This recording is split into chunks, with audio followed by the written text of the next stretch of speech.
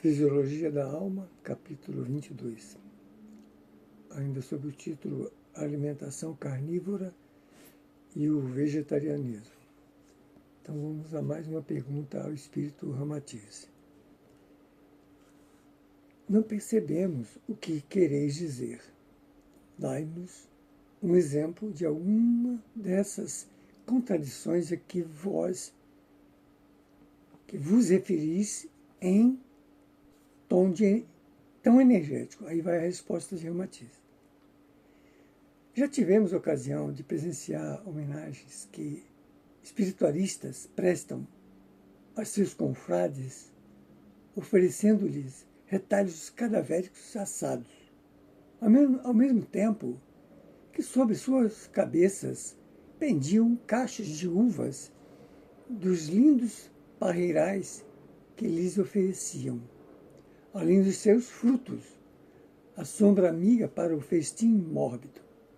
Enquanto a carne queimava no braseiro ardente, a sua fumaça, fétida e viscosa, engordurava as macieiras, as videiras e os dourados laranjais pejados de frutos nutridos, que são ofertas divinas desdenhadas pelo homem ingrato.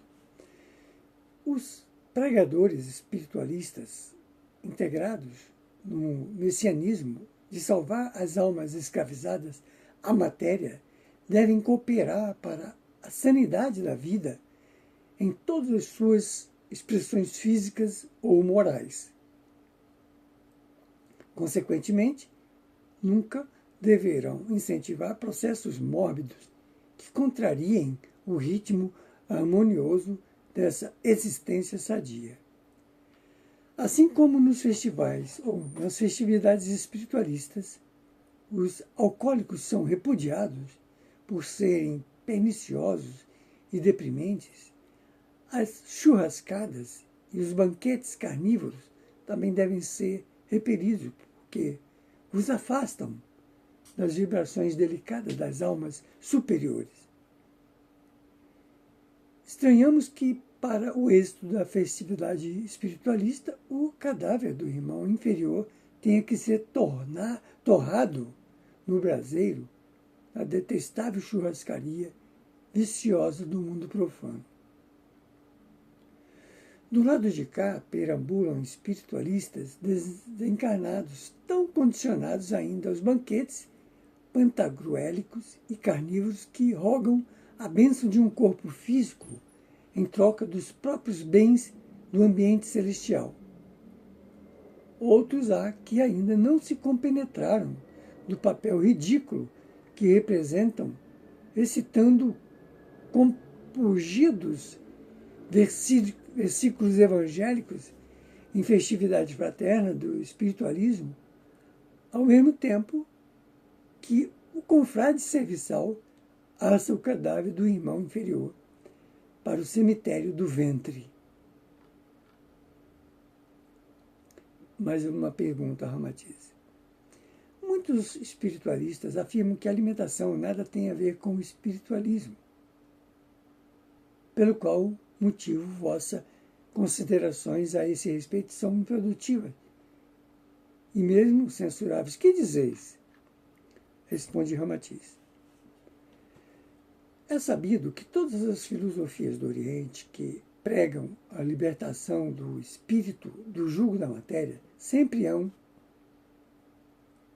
preceituado que a primeira conquista de virtude do discípulo consiste no abandono definitivo da nutrição carnívora. Como Allan Kardec, ao codificar a doutrina espiritualista, também se inspirou nos postulados da filosofia espiritualista oriental. Não devem os espiritualistas considerar improdutivo e até censurável recomendar-lhe que não se alimente de carne dos animais. Isso equivale a louvar e defender a alimentação carnívora, no que Kardec nunca pensou. Todos os esforços, ou todo esforço moderno de espiritualização do mundo nunca pôde fugir de situar as suas raízes iniciáticas no experimento milenário do Oriente, cuja tradição religiosa de templos dignos de respeito traz por fundamento essencial a doutrina vegetariana. Nada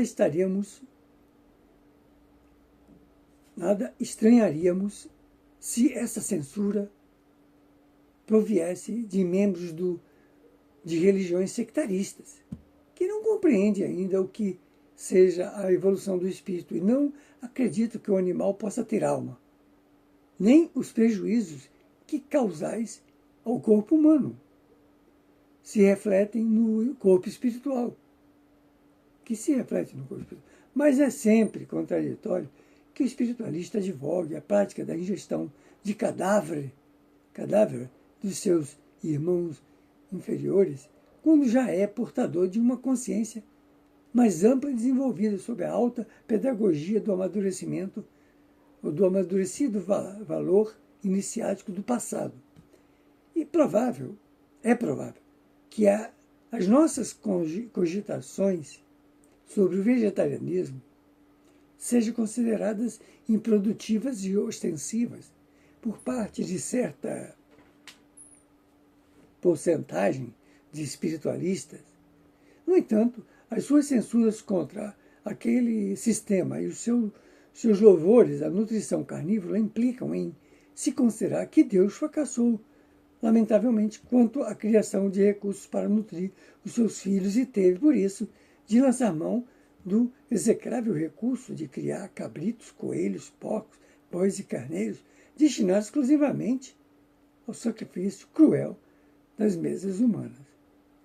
Se os animais pudessem falar, que diriam eles a respeito dessa gentil disposição de muitos espiritualistas de os devorarem sob festivos cardápios e requentados molhos que deixariam boquiabertos muitos zulus antropófagos? É estranhável, portanto, que ainda se façam censuras às solicitações seguintes, em que temos situado o nosso principal labor. Primeiro, que não coopereis para o aumento de matadouros, charqueadas e açougues. Segundo, que não promovais as festivas ou efusivas churrascadas sangrentas, confraternizações espiritualistas nesse sentido. Terceiro, que eviteis que penetre na vossa aura o visco nauseante e aderente do astral inferior que se liberta do animal sacrificado. Que vos distancieis o mais depressa possível dos velhos antepassados, caiapós ou tamoios, que, devido à ignorância dos postulados espiritualistas, se entredevoravam em ágapes repugnantes. Quinto, que se não encontrar eco no vosso espírito tudo quanto vimos solicitado, pelo menos tenhais piedade do animal inocente, que é vosso irmão menor perante Deus. Deste modo, podereis integrar-vos nos preceitos amorosos de Jesus e corresponder à dádiva generosa do Criador que veste o solo terráqueo de hortaliças, legumes, árvores pejadas de frutos, na divina e amorosa oferta viva para uma nutrição sadia. Vamos ficar aqui. Esse foi o capítulo 22 do livro Fisiologia da Alma, do Espírito Ramatiz.